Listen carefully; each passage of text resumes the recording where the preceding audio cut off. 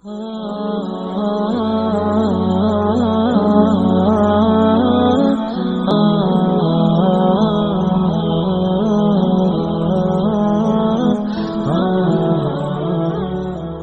کو دکھ بھی آتے ہیں، بیماریاں بھی آتی ہیں، اپنوں بیگانوں کی طرف سے اس کو تلخیوں کا بھی سامنا کرنا پڑتا ہے۔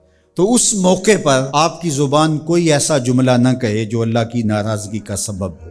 غم تو پہنچتا ہے اور غم سے انسان متاثر بھی ہوتا ہے، یہ تو نہیں ہے کہ تکلیف پہنچے۔ غالب نے کہا تھا روئیں گے ہم ہزار بار کوئی ہمیں ستائے کیوں۔ تو جب سینے میں دل ہے تو کوئی دکھ دے گا تو دکھی ہوگا، دل بے چین ہوگا۔ تو فرمایا کہ جب تکلیف پہنچے تو مدد کس سے طلب کرو؟ صبر سے، کہ اللہ مجھے توفیق صبر دے۔ روایت ہے کہ سلمان رضی اللہ تعالی عنہ حاضر ہوئے اور ان کے چہرے کے اوپر کوئی ایسے آثار تھے کہ جس طرح بہت بڑی پریشانی ہو۔ تو ان کو کہا کہ تمہارا جو دکھ ہے وہ اس کو کہو جو دکھ کا مداوع کر سکتا ہے، غم اسے کہو جو غم خار ہو، جو غم خار ہی نہ ہو اسے غم کہنے کا فائدہ۔ بعض اوقات لوگ خام خواہ بے چین ہوتے کہ میں کو پوچھے تمہیں کیا ہے، چہرے کے اوپر جو ہے وہ خشونت سجائے، چہرے کے اوپر جو ہے وہ اداسی سجائے۔ آپ کو صدمہ پہنچے تو بعض اوقات ٹھیک ہے، انسان بے بس ہو جاتا ہے، اس کے چہرے بشرے سے اس کا ظہور بھی ہوتا ہے، لیکن کچھ ایسی چیزیں جو چھپائی جا سکتی ہیں اس کو چھپائیں۔ ہنس کے پی جا تلخی ایام کو ناصر، غم کے سہنے میں بھی قدرت نے مزہ رکھا ہے۔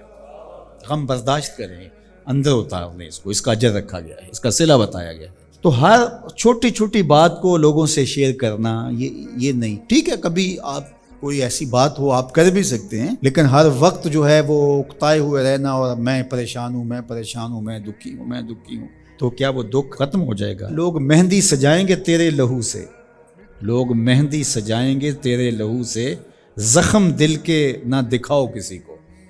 لوگ تو اس سے طرح مذاق بھی اڑائیں گے، اور جب تم ہنستے ہو تو زمانہ تمہارے ساتھ ہنستا ہے، اور جب تم روتے ہو تو زمانہ تمہارے ساتھ نہیں روتا۔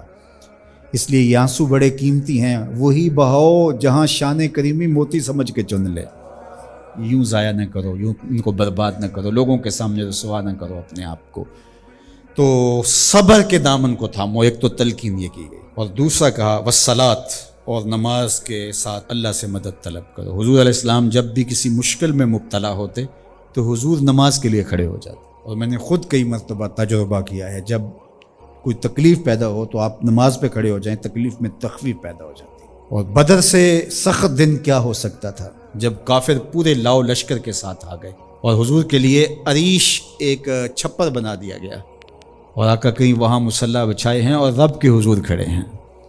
مشکل کے وقت جب کوئی سبب نہ رہے تو اس کے حضور آ جاؤ، وہ تمہاری ضرورتوں کا کفیل ہے۔ وَإِنَّهَا لَكَبِيرَةٌ إِلَّا عَلَى الْخَاشِعِينَ، اور یہ بہت بھاری ہے نماز پڑھنا اور صبر کرنا، لیکن جو اللہ کا خوف سینے میں پالنے والے لوگ ہیں، رکھنے والے لوگ ہیں، ان کے لیے مشکل نہیں۔ بچے کو صبح اٹھائیں آپ نماز کے لیے تو وہ اٹھتا ہی نہیں ہے، بار بار کہہ کے اس کو اٹھانا پڑتا ہے، اور اس نے سوات کی سیر کے لیے جانا ہو اور دوستوں کو ٹائم دیا ہو، تہجد کے وقت ہی تیار ہو کے بیٹھ جاتا ہے۔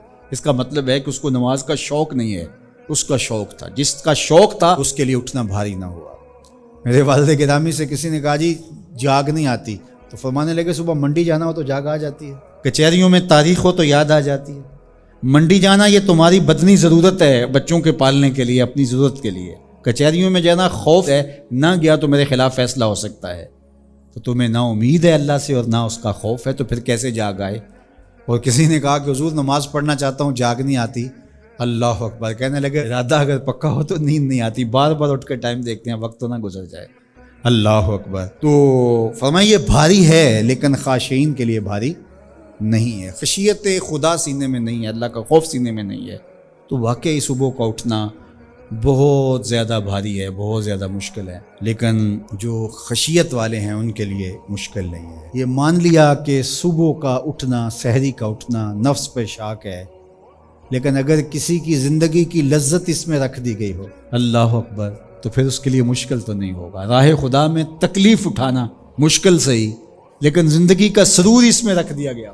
وہ مزہ دیا تڑپ نے، میری آرزو ہے یا رب، میرے دونوں پہلوؤں میں دل بے قرار ہو۔